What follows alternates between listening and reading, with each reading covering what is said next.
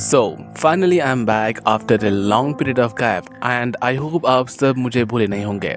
इस कहानी में भाई साहब सच में बहुत मजा आएगा। क्या मस्त ट्विस्ट एंड टर्न्स हैं। इवन की मूवी के आखिर तक आपको सस्पेंस देखने को मिलती है जो कि सच में लाजवाब है।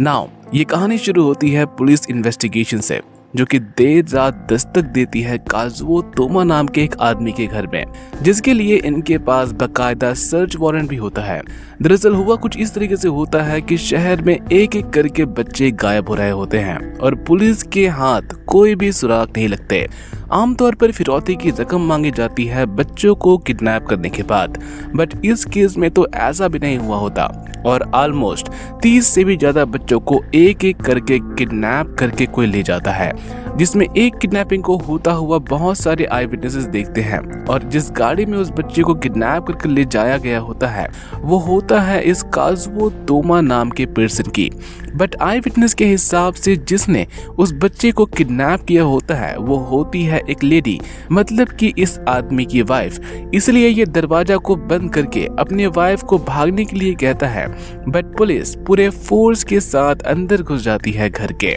नाउ ये घर किसी भूल भुलैया से कम नहीं होती। अंधेरे कमरे और ढेर सारी सीक्रेट डोर्स होती हैं, जिनमें से एक दरवाजा इन्हें लेकर जाता है एक डरावने से रूम में, जिसे देखकर ऐसा लगता है जैसे कि वो कोई ऑपरेशन रूम हो, जहाँ पर एक बच्चा एक कहानी पढ़ रहा होता है बेड पर बैठकर और उसकी कहानी सुन रही होती है मिदोरी नाम की ये लेडी, जो कि शायद एक डॉक्टर होगी क्योंकि पुलिस इसी को ढूंढते हुए यहाँ पर आई होती है। नाउ जैसे ही पुलिस इसे सरेंडर करने के लिए कहती है, ये एक स्कैल्पेल निकाल लेती है। स्कैल्पेल एक सर्जिकल नाइफ होता है जो कि बहुत ही ज्यादा शार्प होती है और मिदोरी उस नाइफ को ले जाकर दान देती है उस बच्चे की तरफ, जिससे पुलिस मिदोरी से यहाँ पर थोड़े से सवाल जवाब करती है, जिससे हमें पता चलता है कि उस बच्चे के सर के साथ कुछ किया गया है। पर मिदोरी जैसे उन पर तंज कसती है और कहती है कि उसने ये सिर्फ एक बच्चे के साथ नहीं किया, और जैसे ही वो ये कहती है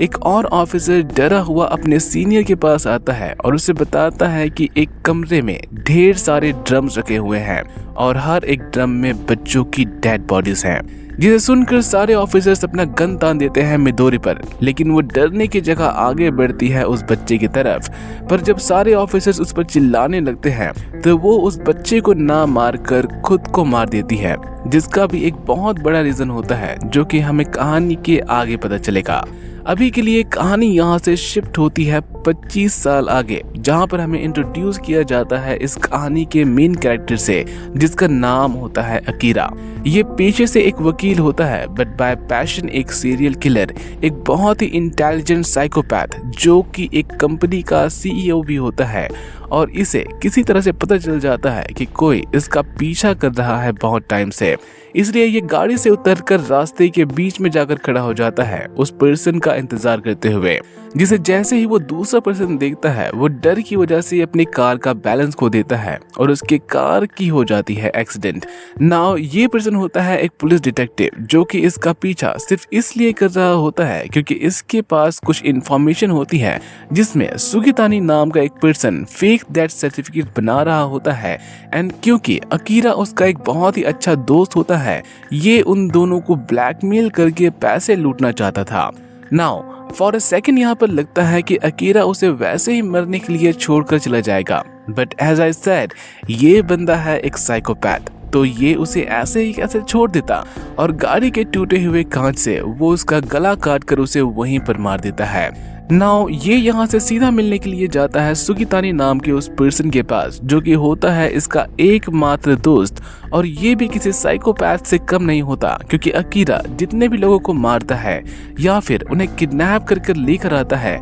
उन पर सुगितानी एक्सपेरिमेंट करता है which is illegal by law. But since कि ये दोनों ही बहुत ही इंटेलिजेंट होते हैं और साथ ही बहुत ही पैसे वाले भी, ये कोई भी एविडेंस अपने पीछे नहीं छोड़ते। पर कहते हैं ना, कोई कितना भी बड़ा क्यों ना हो जाए, एक बंदा ऐसा होता है जिसके सामने सब छोटे ही पड़ते हैं। अकीरा जब अपने कार को पार्किंग लॉट में रखने के लिए जाता है तो कोई पर्सन इस पर कुल्हाड़ी से वार करता है। वो ऑलमोस्ट इसका सर काट कर अलग कर देता अगर 1 इंच भी इधर उधर होता। नाउ यहाँ पर इन दोनों के बीच में जो संघर्ष होती है उससे ये पता चलता है कि ये बंदा सिर्फ साइकोपैथ्स को ढूंढ ढूंढ कर मारता है और पैसों में उसे कोई भी दिलचस्पी नहीं, और वो सिर्फ अकीरा को यहाँ पर मारने के लिए आया है। बट इससे पहले वो अकीरा को मार पाता, एक लेडी वहाँ पर आ जाती है जिसके शोर मचाने की वजह से अकीरा को इतना टाइम मिल जाता है कि वो अपने आप को बचाने के लिए कोई उपाय सोच सके, जिसके लिए वो फायर एक्सटिंग्विशर को ऑन कर देता है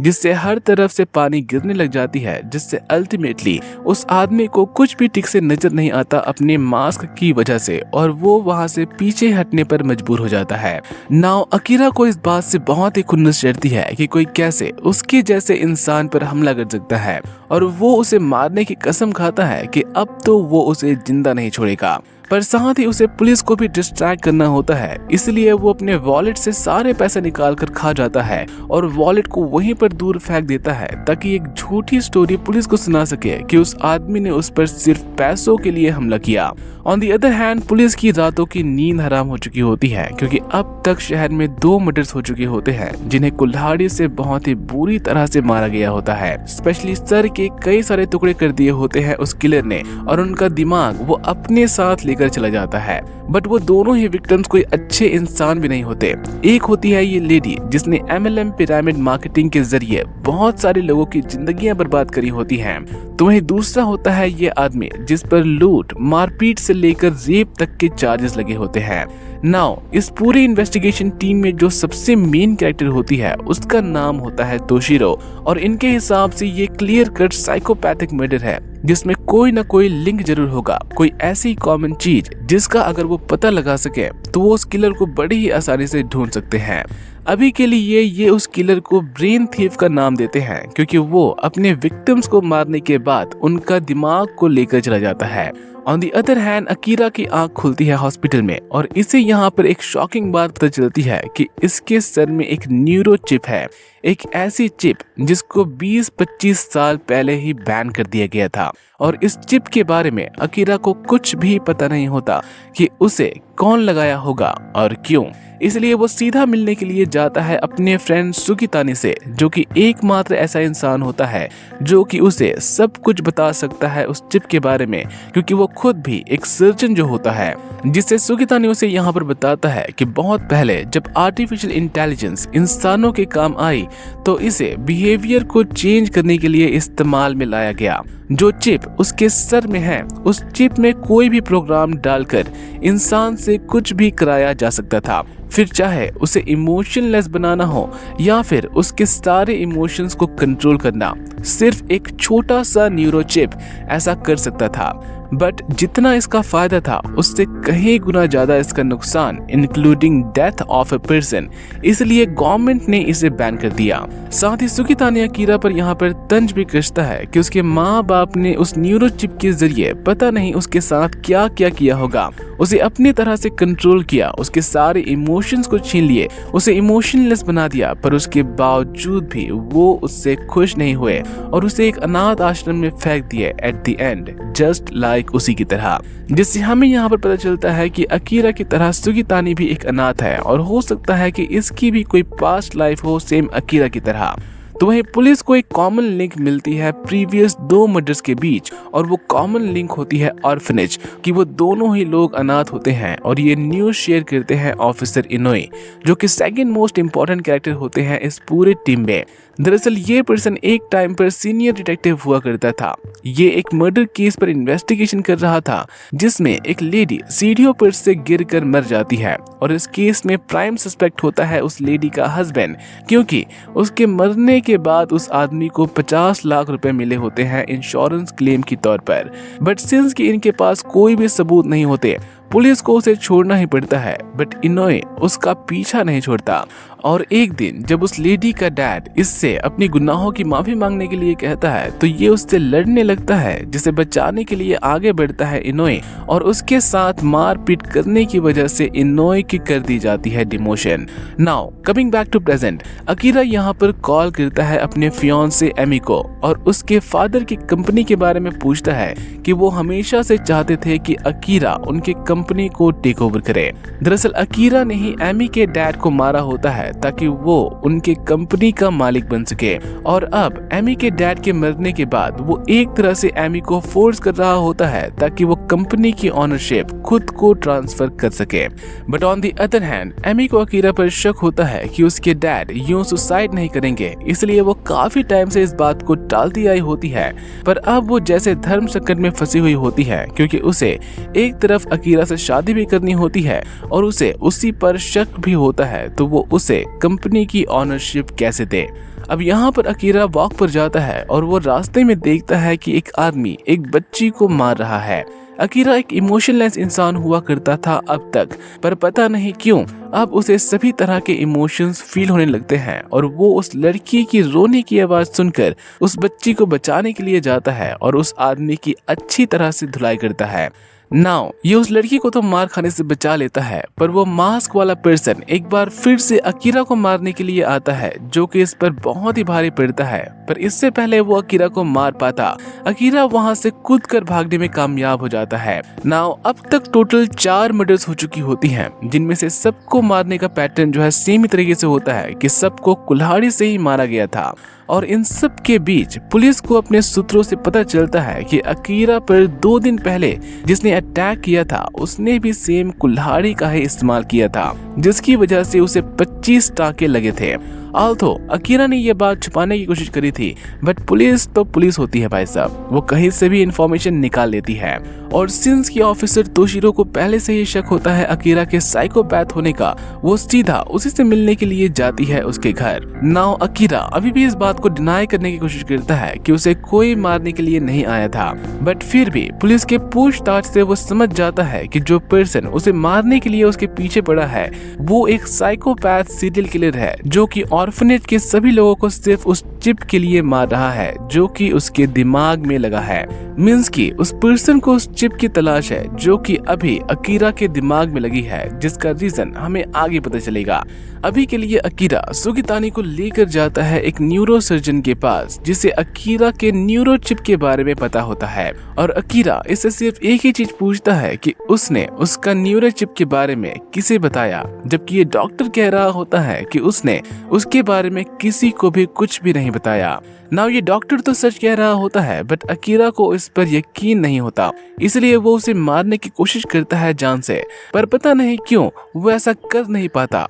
खून को देखते ही उसे चक्कर आने लगते हैं और उसका जी मचलाने लगता है, जो कि अब से पहले कभी नहीं हुआ होता। इसलिए उस डॉक्टर को मारने के लिए आगे आता है सुगितानी और कहता है कि उसके दिमाग में लगा वो चिप शायद खराब हो चुका है या फिर काम करना शुरू कर दिया है, क्योंकि पहले वो एक साइकोपैथ की तरह सबको मार रहा था, पर अब उसे ऐसा करने में प्रॉब्लम आ रही होती है। तो वहीं ऑफिसर तोशिरो अकीरा की रिपोर्ट्स लेने के लिए जाती है हॉस्पिटल। इसे बस इतना जानना होता है कि उसके सर में चोट किसी कुल्हाड़ी की वजह से आई या फिर किसी रॉड की वजह से, पर उसके रिपोर्ट की वजह से इसे भी पता चल जाता है कि अकीरा के सर में एक न्यूरो चिप है, और सेम उसी न्यूरो चिप के बारे में जब वो इन्फॉर्मेशन निकलवाती है तो इसे पता चलता है कि एक विक्टिम ने जब अपनी MRI स्कैन करवाई थी तो उसके रिपोर्ट में भी न्यूरो चिप वाली बात मेंशन थी। मींस कि जो किलर सबको मार रहा है वो सिर्फ एक चीज के पीछे पड़ा है, वो चिप। और सेम उसी चिप के बारे में हमें सुनाई जाती है एक बैकग्राउंड स्टोरी कि कैसे उस चिप का आविष्कार हुआ और किसने किया।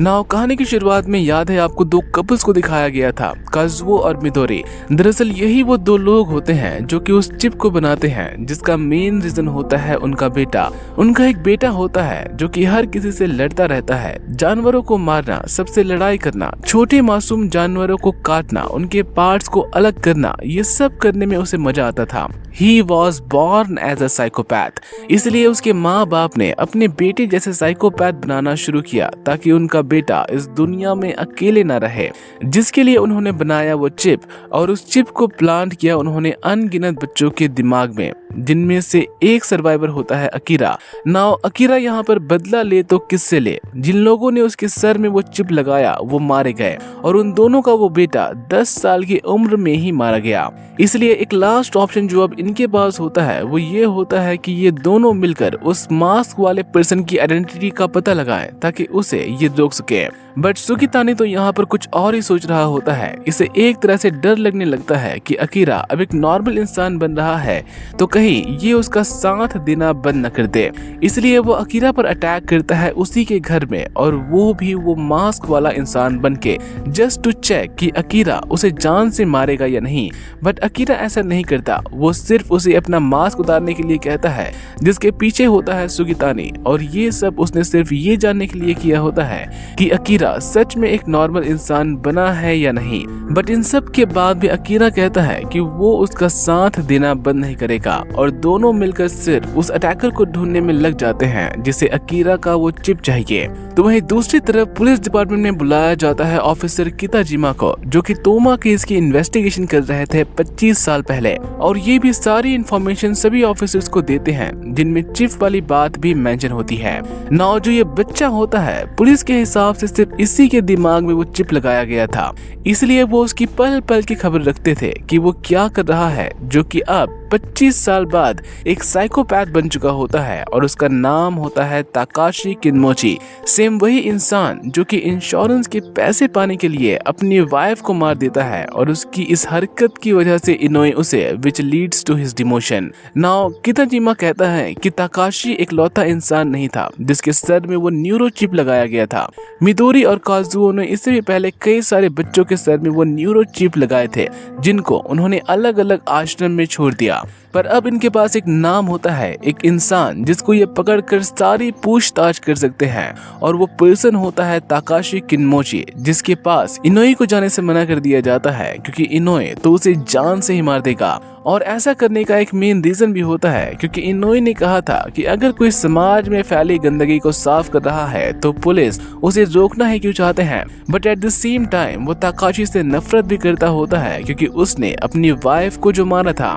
नाउ पुलिस के पास यहाँ पर 2 मेन काम होते हैं, जिनमें से पहला काम होता है उन सभी लोगों को ढूंढना ताकि उन सबको मरने से बचा सके, और दूसरा काम होता है ताकाशी को अरेस्ट करना ताकि उससे ये पूछताछ कर सके। और पूरे पुलिस डिपार्टमेंट में सिर्फ तोशिरो ही एकमात्र ऐसी इंसान होती है जिसे ये बात पता होती है कि अकीरा के दिमाग में भी एक चिप लगी है, और उसके भी रिकॉर्ड्स किसी साइकोपैथ से कम नहीं होते। The only difference is Akira एक वकील होता है जिसे वो बिना सबूत किए हाथ नहीं लगा सकते। बट फिर भी तोशिरो वो चिप वाली बात अपने सीनियर्स को बता देती है ताकि अकीरा से भी वो पूछताछ कर सके। बट इंस्टेड वो सारे ऑफिसर्स उसकी बात मानने की जगह उसे ही सस्पेंड कर देते हैं, क्योंकि किसी के भी मेडिकल रिकॉर्ड्स को उस पर्सन की अनुमति के बगैर देखना एक क्राइम है, स्पेशली एक बड़े आदमी की मेडिकल रिकॉर्ड्स को, क्योंकि इससे पुलिस की बहुत ज्यादा बदनामी होती है। नाउ अकीरा की एक नॉर्मल लाइफ शुरू हो रही होती है, एक आम इंसान की लाइफ जो कि हंसता है, रोता है, इमोशनल होता है और अपनों से प्यार करता है।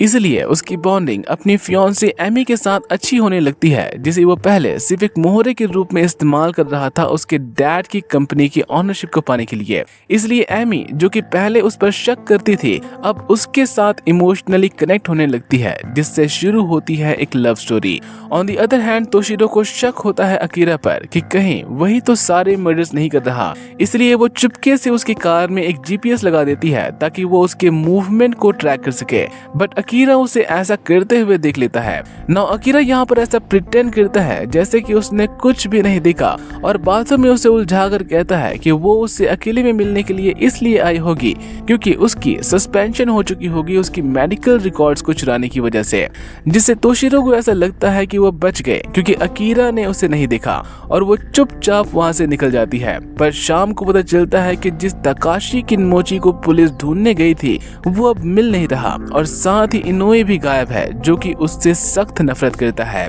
इसलिए ये सब इनोए के घर की तरफ भागते हैं उसे रोकने, ये अनुमान लगाते हुए कि शायद वही तकाशी को मारने गया होगा। बट इनोए यहाँ पर अपने घर पर ही होता है, जिससे इनका पूरा अनुमान हो जाता है गलत। बट इन सब से तोशिरो समझ जाती है कि तकाशी ही वो किलर है जो कि इन सब को मार रहा है, और वो सीधा भागती है अकीरा के जीपीएस लोकेशन की ओर, क्योंकि तकाशी अब उससे ही मारने के लिए गया होगा। ऑन दी अदर हैंड वो किलर अकीरा को एक फोटो भेजता है एमी की, जिसमें हम देखते हैं कि उसने एमी को किडनैप कर लिया है और वो अकीरा को तोमा हाउस में आने के लिए कहता है, सेम उसी जगह पर जहां पर इन सब की शुरुआत हुई थी। नाउ अकीरा यहाँ पर तोमा हाउस में अकेले ही जाता है, बट उसकी जीपीएस लोकेशन को ट्रैक करते हुए तोशिरो भी आ रही होती है और उसका पीछा करते हुए बाकी सारी पुलिस भी आ रही होती है सेम तोमा हाउस की तरफ। अभी के लिए हम देखते हैं कि तोमा हाउस में अकीरा को अपनी पास्ट लाइफ की कुछ झलकें दिखाई देती हैं, जहां पर उसे याद आता है कि कोई उसे बहुत ही ज्यादा प्यार करता था वहां पर, जिसको फॉलो करते हुए जब अकीरा उस ऑपरेशन रूम में जाता है तो उसे वहां पर एमी दिखाई देती है, जो कि उसे आगे बढ़ने से रोकती है, क्योंकि वो किलर उसे मारने के लिए ठीक वहीं पर उसका इंतजार कर रहा होता है। जिसके अटैक से बचने के लिए जब अकीरा दूर भागता है तो उसका पैर फंस जाता है एक ट्रैप में और सिचुएशन हो जाती है एक तरफा, जहां पर अकीरा कुछ भी करने लायक नहीं बचता। इसलिए वो उसे अपना मास्क उतारने के लिए कहता है, जिसके पीछे होता है तकाशी, जिसे जब अकीरा पूछता है कि वो उसे क्यों मारना चाहता है तो तकाशी कहता है कि उसके जैसे साइको को जिंदा रहने का कोई भी हक नहीं, वो समाज में फैली गंदगी को बस साफ कर रहा है जिसे किसी ने जानबूझकर फैलाया है। दरअसल तकाशी अब एक नॉर्मल इंसान बन चुका होता है और ऐसा तब होता है जब इनोए उसके सर पर जोर से मारता है, जिसकी वजह से उसके सर पर लगा हुआ वो चिप टूट जाता है और उसे एहसास होता है कि उसने अपनी ही वाइफ को अपने ही हाथों से मार डाला और ये आत्मगिलानी उसे जीने नहीं दे रही होती। वो सुसाइड करने की सोचता तो है, बट उसे उससे भी एक बेहतर रास्ता मिलता है जिस पर चलकर वो उन सभी साइकोस को मारने लगता है जो कि तोमा केस से जुड़े होते हैं और उनके सर से वो चिप ले लेता है उन्हें डिस्ट्रॉय करने के लिए। नाउ इन सारी बातों से अकीरा समझ जाता है कि तकाशी सिर्फ उसे ही मारना चाहता है, इसलिए वो एमी को जाने देने के लिए कहता है, जिसके लिए तकाशी मान जाता है और जैसे ही वो एमी को छोड़ता है वो सीधा भागकर जाती है अकीरा के पास, जिसे अकीरा एक ढाल की तरह इस्तेमाल करने लगता है वहां से निकलने के लिए, ये जानते हुए कि तकाशी तब तक उसे नहीं मारेगा जब तक एमी को वो इस्तेमाल कर रहा है। बट तकाशी उसे ऐसा करने नहीं देता और एमी को सब कुछ सच बता देता है, जिसमें ये बात भी शामिल होती है कि उसके डैड को अकीरा ने ही मारा था ताकि वो उसकी कंपनी का ऑनर बन सके। नाउ अकीरा और तकाशी के बीच में यहाँ पर थोड़ी बहुत हाथापाई होती है, जिसमें अकीरा तकाशी को चाकू से घायल कर देता है पर उसे जान से नहीं मारता, और ऐसा करने का वो उसे रीजन बताता है कि जब उसने उसके सर पर कुल्हाड़ी से मारा था तब उसका भी वो चिप टूट गया होगा और अब वो भी एक आम इंसान बन गया है जैसे कि वो पहले था उस चिप के लगने से पहले। जिससे कहानी में यहाँ पर आता है एक ट्विस्ट और तकाशी उसे उसके बचपन की बातें याद दिलाता है कि कैसे वो उसका एक बड़े भाई की तरह ध्यान रखता था और वो इमोशनल होकर यहाँ पर रोने लगता है कि वो उसे बचा नहीं पाया। साथ ही तकाशी अकीरा को उसके रियल पेरेंट्स की सारी डिटेल्स भी देता है और कहता है कि वो एक बहुत ही मासूम बच्चा था एक बहुत ही अच्छे परिवार से। अकीरा भी यह सारी बातें सुनकर रो पड़ता है और वो उसे वहां से लेकर जाने की कोशिश करता है, बट तकाशी उसे ऐसा करने से मना कर देता है और कहता है कि जो पाप उसने किया है उसके लिए उसे सिर्फ मौत मिलनी चाहिए। जिससे दोनों एक दूसरे को यहाँ पर गुड बाय कहते हैं और अकीरा के जाने के बाद तकाशी उस पूरे जगह को आग लगा देता है और जब तक पुलिस वहां पर आकर तकाशी को बचा पाती तब तक हो जाती है देर। नाउ कहानी यहाँ से शिफ्ट होती है अगले दिन में। अकीरा एमी के डैड की कंपनी को संभालने लग गया होता है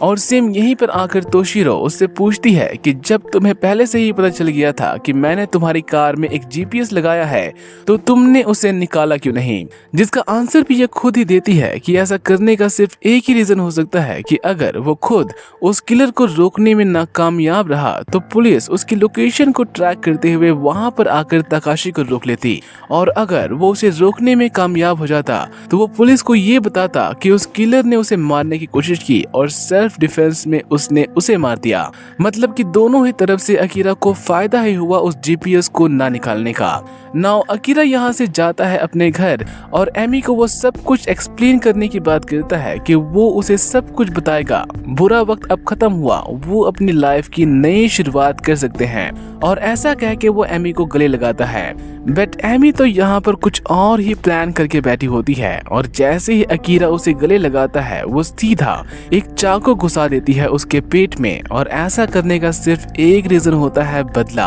उसे बदला चाहिए होता है अपने डैड की मौत का और वो उस पर हर एक चीज के लिए अपनी भड़ास निकालती है कि वो एक मतलबी इंसान है, वो उसे प्यार नहीं करता और अभी भी उसके सामने सिर्फ नाटक कर रहा है, जिससे अकीरा उसे मारने की कोशिश करता है। और 1 मिनट के लिए ऐसा लगता है कि वो उसे जान से ही मार देगा क्योंकि वो उसका गला इतनी जोर से दबाता है कि उसके गले पर उंगलियों के निशान बन जाते हैं। बट एन वक्त पर अकीरा रुक जाता है और कहता है कि अब सबको लगेगा कि तुमने मुझे सेल्फ डिफेंस में मारा, जाओ जाकर ये बात सीधा तोशिरो को बताओ। दरअसल अकीरा यहाँ पर अब पूरी तरह से एक नॉर्मल इंसान बन चुका होता है जो कि ना सिर्फ एमी से प्यार करता है बट उसे अपनी गलतियों पर पछतावा भी होता है जो कि उसने अब तक की होती है, जिससे एमी को भी उस पर दया आने लगती है और वो कमरे से निकलकर रोते हुए भागती है, मे भी शायद एम्बुलेंस को बुलाने के लिए। बट इससे पहले वो यहाँ पर वापस आ पाती, अकीरा की मौत हो जाती है ब्लीडिंग की वजह से और ये मूवी हो जाती है खत्म।